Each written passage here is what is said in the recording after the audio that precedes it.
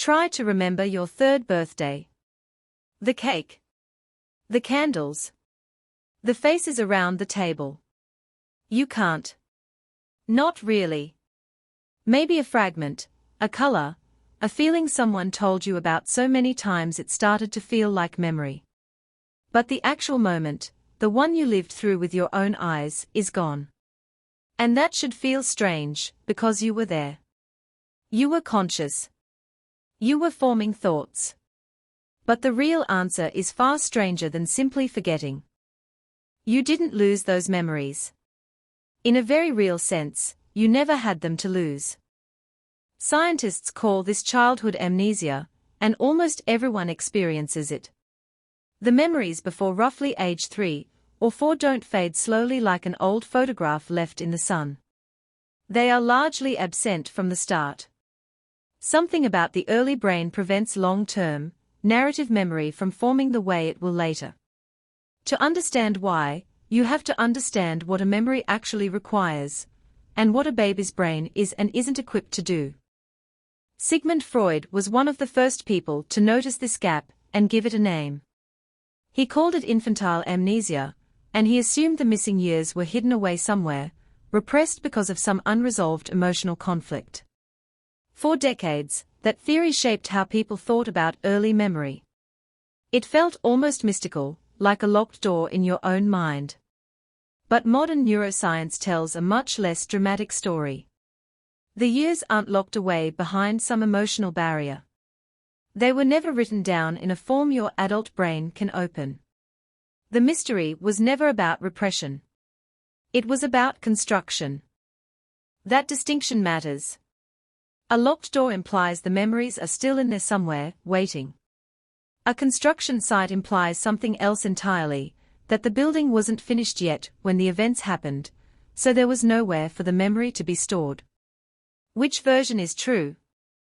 Start with the obvious question. Babies clearly learn things. They recognize their mother's voice within days of birth. They learn to crawl, then walk, then speak entire sentences by age 2 or 3, an extraordinary feat of memory by any definition. So if babies can learn this much this fast, why can't they hold on to the memory of their own birthday party? The answer lies in the difference between types of memory. Psychologist Carolyn Rovee-Collier spent decades studying infant memory using a clever method. She tied a ribbon from a baby's ankle to a mobile hanging above its crib. The baby would kick, the mobile would move, and within minutes, infants as young as 2 or 3 months old learned to kick deliberately to make it move. Weeks later, when placed under the same mobile, they remembered. They kicked again, on cue, without being taught a second time. This proved infants are capable of learning and retaining information. But this kind of memory, called procedural or associative memory, is fundamentally different from the kind you use to remember a birthday party. What you're missing isn't memory itself. It's a specific kind of memory called episodic memory, the ability to mentally time travel back to a particular moment, place yourself inside it, and recall it as a coherent story with a beginning, middle, and end. That kind of memory depends on a brain structure called the hippocampus, and the hippocampus is still under heavy construction during your earliest years. Think of it this way. Procedural memory is like learning to ride a bike.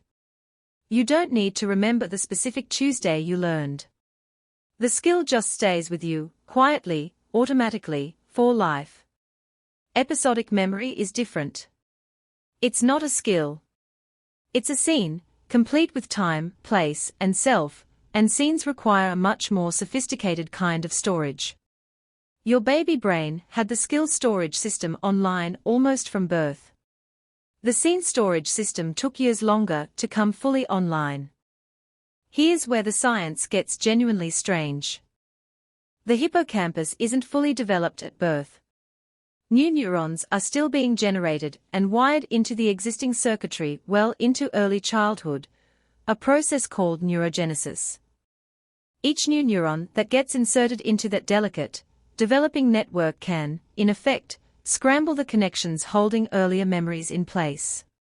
Researcher Paul Frankland, working with mice, found that artificially increasing neurogenesis in young mice's hippocampi caused them to forget things they had just learned, while slowing neurogenesis helped older memories stick around longer.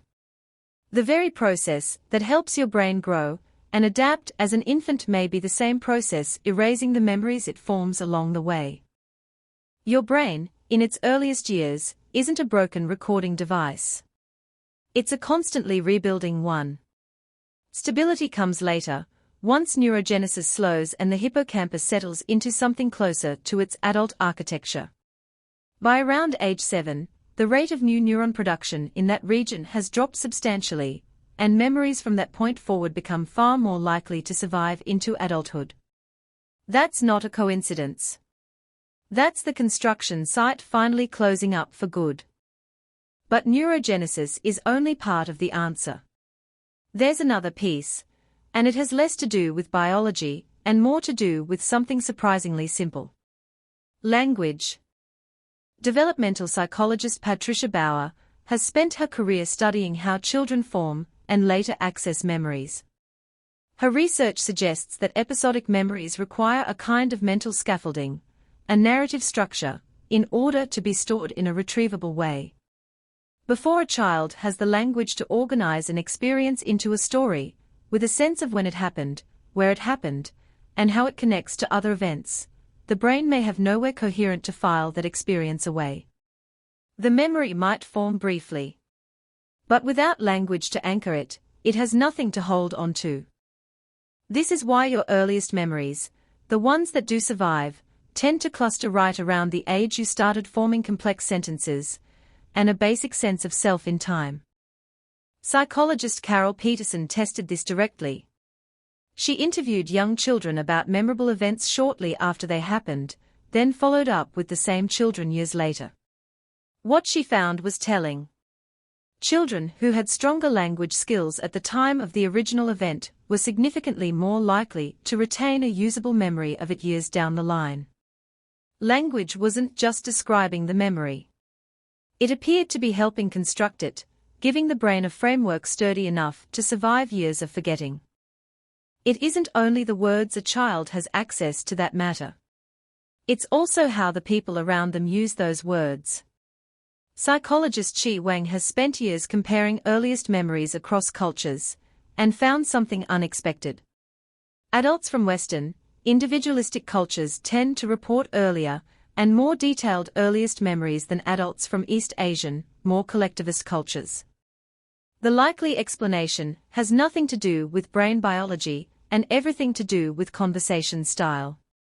Parents who talk to young children in detailed, elaborate ways about past events, asking what happened, how it felt, what came next, appear to help build sturdier memory scaffolding than parents who mention the past only briefly.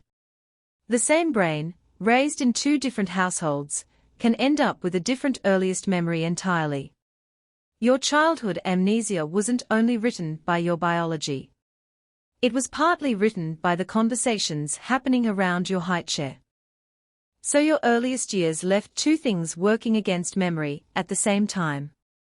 A hippocampus still being rewired by new neurons, and a mind that hadn't yet developed the linguistic tools, or received enough linguistic scaffolding, to organize experience into something retrievable. Together, they explain why your third birthday party, however joyful it may have been, simply never became a story your adult brain can open and read. Here's the twist that makes this even stranger. Some of what you think you remember from early childhood probably isn't a real memory at all. It's a reconstruction, built from photographs, family stories, and repeated retellings, stitched together so convincingly that it feels exactly like memory. Researchers have shown that false childhood memories can be implanted with surprising ease, simply by describing a fictional event in vivid detail and asking a person to imagine it happening. Many participants later report remembering the fabricated event as if they had lived it. Your earliest memories may be less like recordings and more like collaborative stories your brain wrote with the people around you. This isn't a flaw. It's how human memory has always worked. The version of your childhood you carry around isn't a video file pulled from storage. It's something closer to a constantly revised draft, updated every time you tell it, shaped by who was in the room and what they remembered alongside you. Memory was never meant to be a perfect archive. It was meant to be useful, flexible enough to update as you grow, sturdy enough to give you a sense of continuity, even when the raw footage is missing. And there's something almost comforting hidden inside that fact. You didn't lose your earliest years because something went wrong. You lost them because your brain was doing exactly what it was supposed to do, prioritizing growth and adaptation over preservation, building the architecture it would need for everything that came after. The forgetting wasn't a malfunction. It was construction. Now think about how differently childhood works today.